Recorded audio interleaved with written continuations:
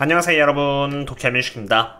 테슬라의 경우는 여기 시메트리컬 트라이앵글 패턴의 끝에 주주총회의 결과를 시작으로 해서 이렇게 상승적으로 방향을 잡는 듯 했더니 아쉽게도 그것을 살리지 못했고요. 이제는 다시 여기 이 파란 색깔 점선인 175달러대 지지선을 앞두게 되었습니다. 만약 175달러대가 깨지게 된다면 최악의 경우에는 여기 아래에 위치한 이 갭을 채우러 내려갈 수 있기 때문에 대응을 한다고 했을 때 반드시 고려해야 하는 사항이 되겠고요.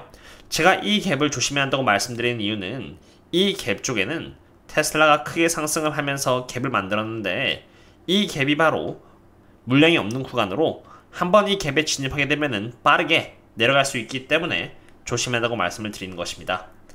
단기적으로 테슬라가 어떤 움직임을 보일지는 모르겠지만 테슬라의 주가가 의미 있는 상승을 보여주려면 주주총회와 같은 이벤트보다는 결국 실적에서 증명을 해줘야 하는 만큼 오늘은 실적을 위주로 알아보고자 합니다. 우선 가장 먼저 테슬라의 주가 흐름이 최근 들어서 계속 좋지 않은 이유는 실적에 있어서 성장률이 부족했기 때문인데요. 과거 테슬라의 주가가 한창 1200% 가까이 올랐을 때 영업현금 흐름을 기준으로 테슬라의 2020년 성장률은 102%였고 2021년은 86% 성장하는 모습을 보여주었습니다. 하지만 2022년 12월 기준으로 영업현금의 성장률이 이렇게 25%가 되면서 과거의 성장률이 이제 점점 꺾이기 시작하고 23년 12월 기준으로는 마이너스 10% 정도 역성장을 해버린 데다가 추가로 24년 12월까지는 성장을 하기 힘들 것이란 이러한 컨센이 나오면서 최고점 대비해서 주가가 56%가량 하락해버린 것입니다. 단기적으로 바라봤을 때는 여러가지 호재와 악재 이벤트에 따라서 주가가 움직이는 것 같지만 결국 호재와 악재들이 수치적으로 반영되는 것은 실적이고요. 실적이 좋으면 주가가 올라가고 실적이 좋지 않으면 주가는 하락하게 됩니다.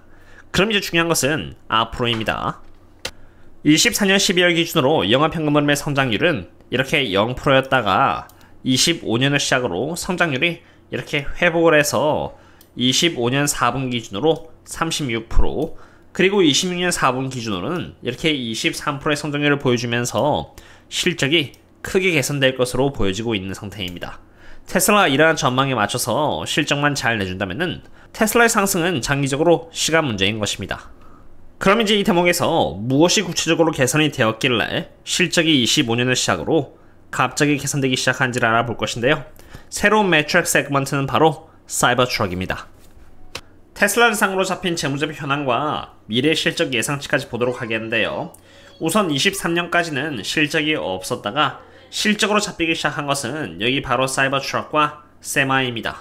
사이버 트럭은 24년을 시작으로 해서 이렇게 42,000대 정도를 팔 수 있을 것이라고 예측되고 있는데 눈에 띄는 점은 25년을 시작으로 해서 이렇게 158% 성장해서 11만 대를 팔 수 있을 것이라고 보고 있고요. 26년도에는 34% 성장하여 15만 대, 그리고 27년에는 21% 성장하여 18만 대를 팔 수 있을 것이라고 예측을 하고 있는 상태입니다. 그리고 세마이 또한 등장하는데요. 세마이의 경우는 24년도에 497대였다가 무려 1174% 성장하여 6300대, 215% 성장하여 2만 대, 그리고 27년도에는 25% 성장하여 25,000대가 팔릴 것으로 예측되고 있는 것이죠. 사이버 트럭과 세마이 쪽에서 매출액 상승에 도움을 줄 것이지만 본격적인 성장률 회복은 기존의 주 매출액 원인 모델 3와 모델 Y에서 일어납니다. 여기 진한 파란색이 테슬라의 전체 출고량이고요. 모델 3와 모델 Y가 전체 출고량의 93%를 차지할 정도로 대부분임을 이렇게 볼 수가 있는데요.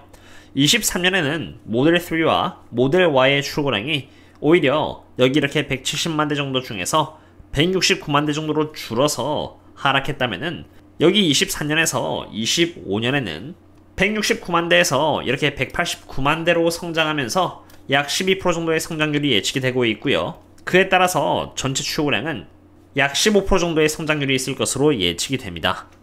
이러한 전망에 있어서 다행인 부분은 테슬라의 주 수입원인 모델 3와 모델 Y의 출고량이 회복하기 시작했음과 동시에 전체 출고량의 성장률이 모델 3와 모델 Y의 성장률인 12%에 그치는 것이 아니라 3%가 새로운 모델인 사이버 트럭과 세마이에서 발생하기 시작했다는 것입니다. 모델 3와 모델 Y의 성장률은 여기 2025년에 2024년 대비해서 12% 성장하고 여기 26년에는 25년 대비해서 13% 정도 성장하지만 여기 이렇게 보시면은 2027년부터는 다시 9.7% 줄어들 것으로 예측되고 있음에도 불구하고 전체 출고량 성장률은 15%, 그리고 그 다음에는 20%, 그리고 2027년까지 22% 정도로 꾸준히 이렇게 성장할 수 있는 이유는 여기 이렇게 잡힌 사이버트럭의 158% 성장률과 그 다음에인 34%, 그리고 21% 등 사이버트럭과 세마이의 성장률 덕분입니다.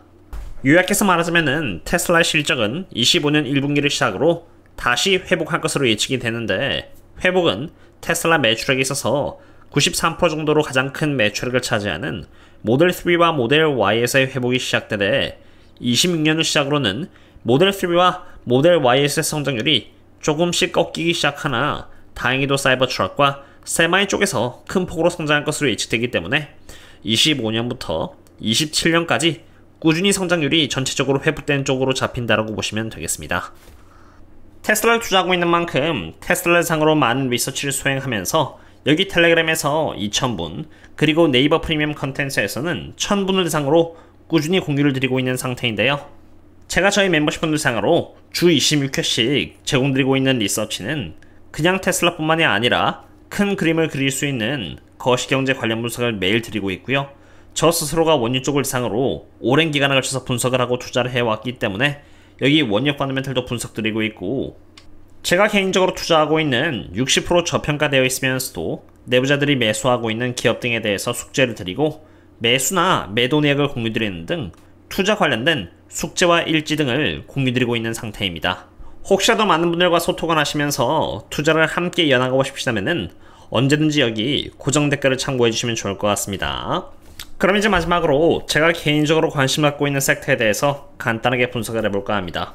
해당 섹터는 바로 원유 섹터인데요.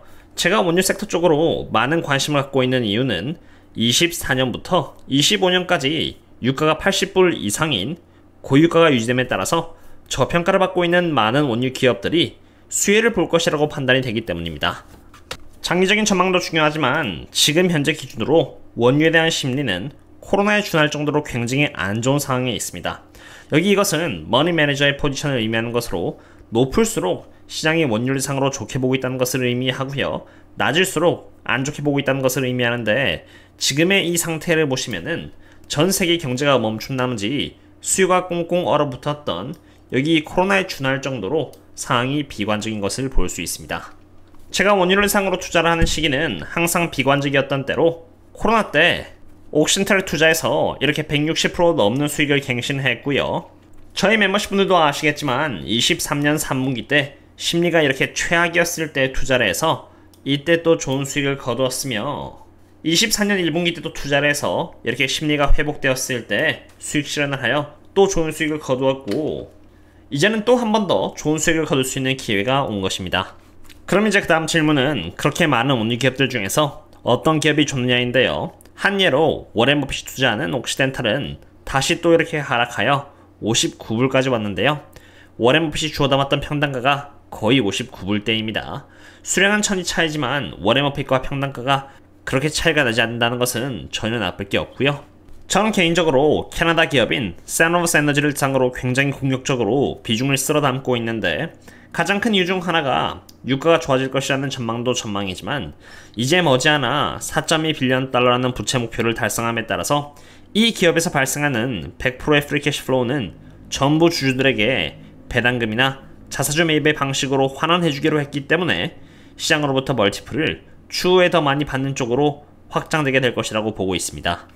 이처럼 제가 몇몇 기업을 상으로 좋게 평가하고 있는 기업들이 있는데, 무엇보다도 중요한 것은 내가 투자하고 있는 기업을 상으로 꾸준히 숙제를 하면서 장기 투자를 할 수 있냐는 것입니다. 장기 투자가 그냥 방치하는 방식으로 장기 투자라는 것이 아니라 장기 투자에 대한 근거가 꾸준히 지켜지는지 확인되는지를 통해서 할 수 있는 것입니다. 저의 경우는 CVE를 상으로 비중을 많이 잡은 이유는 그만큼 해당 섹터에 대한 숙제를 이렇게 매일 꾸준히 하기 때문이고, 근거들이 저에게 있어서 매력적으로 다가오는 만큼 비중을 크게 잡아나가기 시작하는 것입니다. 물론 그 이유 중 하나는 해당 기업의 CEO가 계속 매집을 하고 있다는 이유도 그중 하나입니다. 어쨌든 저는 제가 개인적으로 투자하고 있는 기업을 대상으로 집착에 가까울 정도로 매일 해당 섹터에 대한 숙제를 해서 저희 멤버십 분들께 공유를 드리고 있는 상태이고요. 오늘은 이 정도로 하겠습니다. 그럼 다음에 또 만나요. See you later. 즐거운 주말 되시고요. 그럼 다음에 또 만나요. See you later.